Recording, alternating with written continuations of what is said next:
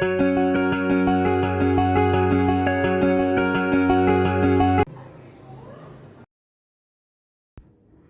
అండి, good evening అందరికీ. ఈరోజు మన 5వ రోజు థాలీలో చక్కగా ఏమేమి ఐటమ్స్ చేయాలో దానికి కావాల్సిన పదార్థాలు ఏంటో చెప్పి మీకు నా మెనూలో ఎలా చేర్చానో మీకు ఇది చేసి చూపిస్తాను. ఈరోజు మనం తయారు చేసుకునే కూరలు ఏమిటంటే ఎంతో రుచికరంగా ఉండే గుత్తి ఆకాకరకాయ కూర, టమాటా పప్పు, అలాగే మసాలా చారండి. ఈ మసాలా చారు ఎంత బాగుంటుందో మీరే చూడండి.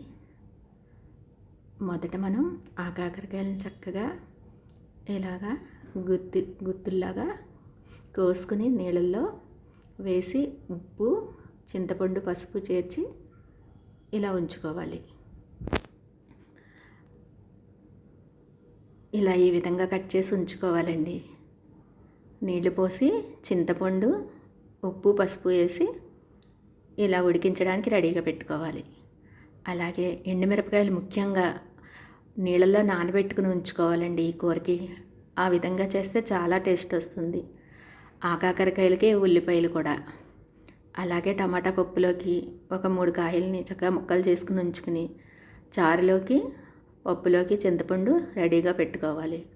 పసుపు, అలాగే పచ్చిమిరపకాయలని ఒక 3 సన్నగా కట్ చేసి ఉంచుకోవాలి. ఇది ఎండుమిర్చి చక్కగా నీటిలో నానబెట్టుకోవడం వలన ఈ కూర చాలా బాగుంటుందండి. ఇలా తయారు చేసుకోవడం వలన ఇది కొంచెం కష్టమైన ప్రొసీజర్ అయినా కూడా కూర మటుకు చాలా అమోఘంగా ఉంటుందండి. అలాగే మనం మసాలా చారుకి ధనియాలు, పచ్చిశనగపప్పు, జీలకర్ర, కరివేపాకు, వెల్లుల్లి రెబ్బలు వీటిల్ని డైరెక్ట్గానే గ్రైండ్ చేసుకోవాలి. దాంట్లో ఒక ఎండుమిర్చి కూడా వేసుకుని, మిరియాలు కూడా వేసుకుని మనం పొడిని చేసుకుని మసాలా చారు పొడిని రెడీ చేసుకోవాలి. అలాగే పోపు దినుసులు, కొత్తిమీర సన్నగా తరిగి ఉంచుకోవాలి. అలాగే కరివేపాకును కూడా సిద్ధం పెట్టుకుని ఉంచుకోవాలి. వీటన్నిటికి సరిపడా ఉప్పును కూడా తీసి రెడీగా పెట్టుకోవాలి. ఈ విధంగా రెడీ చేసుకున్నాక చక్కగా కుక్కర్లో మనం 1 కప్పు పప్పుని ఇలా టూ విజిల్స్ వచ్చాక ఇలా మెత్తగా అవుతుందండి. దానిలో చక్కగా మనం టమాటాలు చేర్చుకుని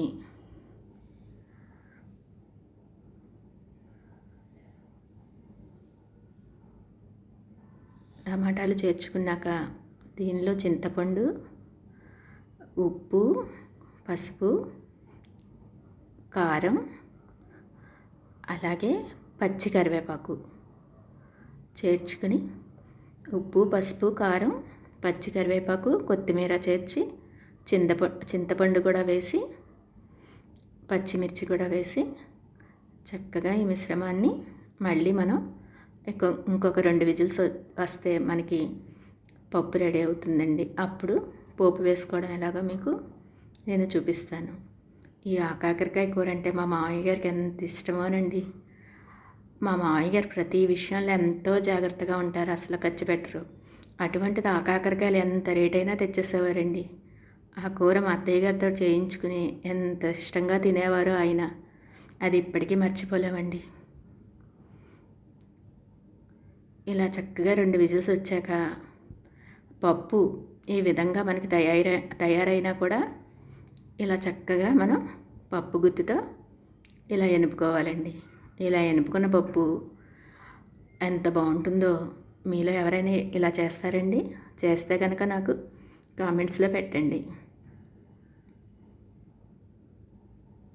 ఇలా చక్కగా ఎనుపుకుని రెడీ అయిన పప్పులో మనం పోపు పెట్టుకోవాలి.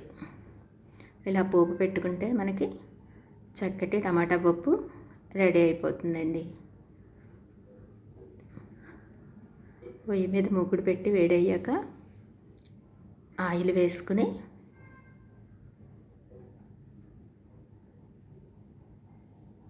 పోపు దినుసులు జీలకర్ర, ఆవాలు, ఒట్టిమిరపకాయలు, అలాగే వెల్లుల్లి రెబ్బలు, కొద్దిగా కరివేపాకు వేసుకుని చక్కగా మనం పప్పులోకి పోపు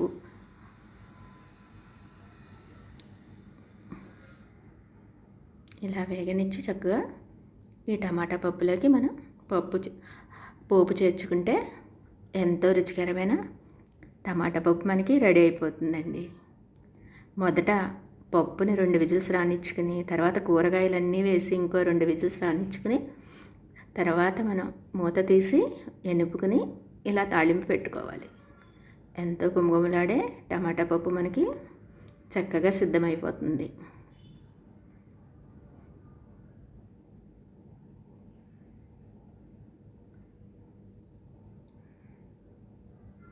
తర్వాత మనం ముగ్గుడు పెట్టుకుని ఇప్పుడు మీకు మసాలా చారు ఎలా చేయాలో మీకు చూపిస్తాను.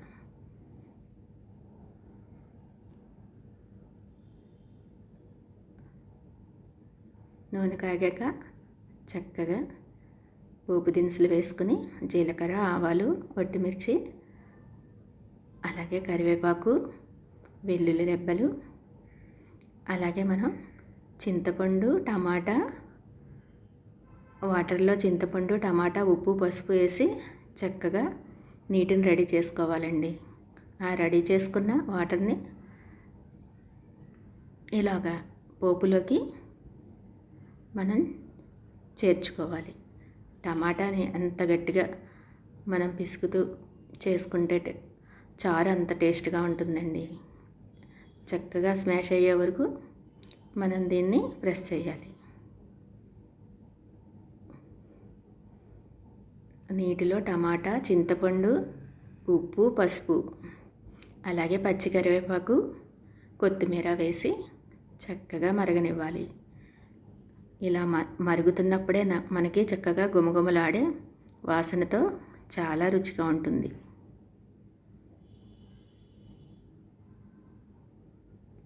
చూడండి పప్పు కూడా ఎంత చక్కగా తయారైపోయిందో. ఇప్పుడు మనం ఆకాకరకాయల్ని మనం ఓవెన్ గిన్నెలో ఆకాకరకాయలు చక్కగా నీటిలో వేసి చింతపండు, ఉప్పు, పసుపు వేసి ఉడకబెట్టుకున్నాం కదండి. ఓవెన్లో అయితే 10 మినిట్స్ ఉడకబెట్టుకోవాలి. అయ్యే కుక్కర్లో అయితే 2 విజిల్స్తో ఈ కాయలు చక్కగా ఉడికిపోతాయి. ఉడికిన కాయలతోటి ఈ కూర మనం చేసుకోవాలి. చక్కగా నూనెలో ఇలాగా డీప్ ఫ్రై చేసుకోవాలండి. చెప్పాను కదండి, నేను వారానికి 2 సార్లు మీగడతో చేసినా కూడా ఒక రోజు మటుకే ఇలా హెవీగా ఆయిల్కి సంబంధించినవే చేస్తాను. దానివల్ల పెద్దగా ఏమీ అనిపించదు. డీప్ ఫ్రై మరీ ఎక్కువగా ఆయిల్ వేయకుండా షాలో ఫ్రై అంటామండి.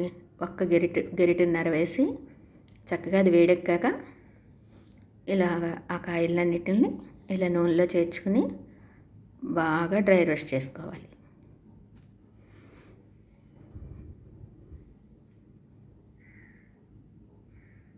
ఈ కాయలు అంత డ్రై రోస్ట్ చేసుకుంటే కూర అంత రుచిగా ఉంటుంది. కారాన్ని డ్రై రోస్ట్ చేసుకోవాలి, అలా కాయల్ని కూడా ఉడికిన కాయల్ని కూడా మనం డ్రై రోస్ట్ చేసుకోవాలి. ఇప్పుడు మనం ఉల్లికారాన్ని ఎలా డ్రై రోస్ట్ చేసుకోవాలో మీకు చూపిస్తాను. మూకుడు పెట్టుకుని మూకుడులో ఆయిల్ వేసి తడిపి పెట్టుకున్నాం కదండి ఎండుమిర్చి ఉప్పు నలిగాక అప్పుడు ఉల్లిపాయ చేరిస్తే ఇలా మిశ్రమం రెడీ అవుతుంది. ఆ మిశ్రమాన్ని ఇప్పుడు చక్కగా ఆయిల్లో వేసుకుని మనం పచ్చివాసన పోయే వరకు చక్కగా దీన్ని వేపుకోవాలి. తడిపిన ఎండుమిర్చి, ఉప్పు ముందుగా గ్రైండ్ చేసి తర్వాత ఉల్లిపాయ చేర్చి ఇలా ముద్దగా చేసుకోవాలి. నేను వీడియో దగ్గరగా చూపిస్తాను వల్ల మీకు ఆయిల్ ఎక్కువగా కనపడుతుంది. ఏదైనా సరే ఎక్కువగా కనపడుతుంది. చాలా తగు మోతాదులోనే చేస్తున్నానండి. అది మీకు వీడియోలో అలా కనపడుతుంది.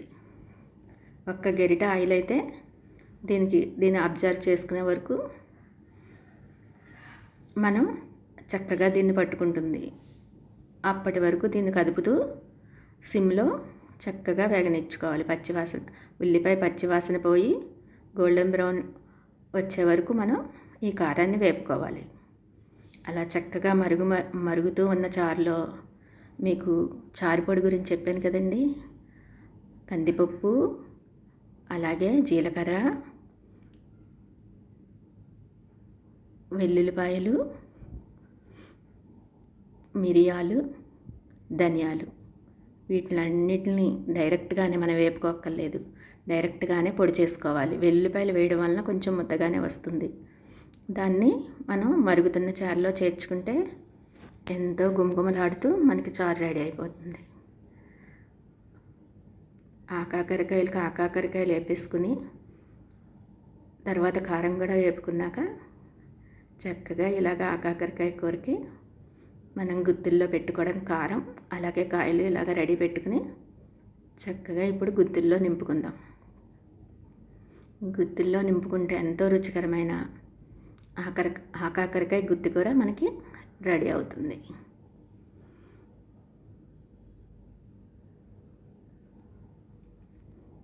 ఇలా తయారు చేసుకుని మీరు కూడా నాకు కామెంట్స్లో మీకు ఎలా వచ్చిందో నాకు తెలియచెప్పండి. నేను తయారు చేసిన వంట మీకు నచ్చి చేసుకుంటే నాకు చాలా ఆనందంగా ఉంటుందండి. చక్కగా మీ అమూల్యమైన అభిప్రాయాల్ని నాకు కామెంట్స్లో మాత్రం తప్పకుండా తెలియచెప్పండి. అమూల్యమైన మీ కామెంట్సే నాకు ఎంతో ప్రోత్సాహకరంగా ఉంటాయండి. అలాగే ఎంతో గుమగుమలాడే టమాటా పప్పు, గుత్తి ఆకాకరకాయ కూర టేస్ట్ అమోఘంగా ఉంటుంది. అలాగే మసాలా చారు. చూశారు కదండి. ఈ మెనూ కనుక మీకు నచ్చితే లైక్, షేర్, కామెంట్ మాత్రం మర్చిపోవద్దు. పక్కనే ఉన్న బెల్ సింబల్ టచ్ చేస్తే నేను ఫర్దర్గా పెట్టే పోస్ట్స్ అన్నీ మీకు చేరుకుంటాయండి. ఇంకా సబ్స్క్రైబ్ చేసుకోకపోతే నా ఛానల్ని సబ్స్క్రైబ్ చేసుకోండి. మీకు నిన్నటి రోజు పెట్టాను కదండి పుట్నాల పొడి, అలాగే చింత చిగురు పొడి, పెరుగు. చక్కగా ఇవన్నీ ఎంత కనువిందుగా ఉన్నాయో కదండి. మీరు కూడా చక్కగా ఇలాగా వార్చిన అన్నం, వేడివేడి అన్నంతో లంచ్ థాలి ఇలాగా ప్రిపేర్ చేసుకున్నాను. మీరు కూడా తయారు చేసుకుని మీకు ఎలా వచ్చిందో నాకు కామెంట్స్లో పెట్టండి. ఈ థాలి కనుక మీకు నచ్చితే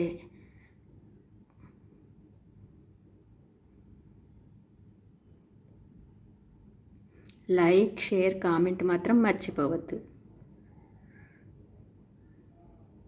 సూపర్గా ఉన్నాయండి.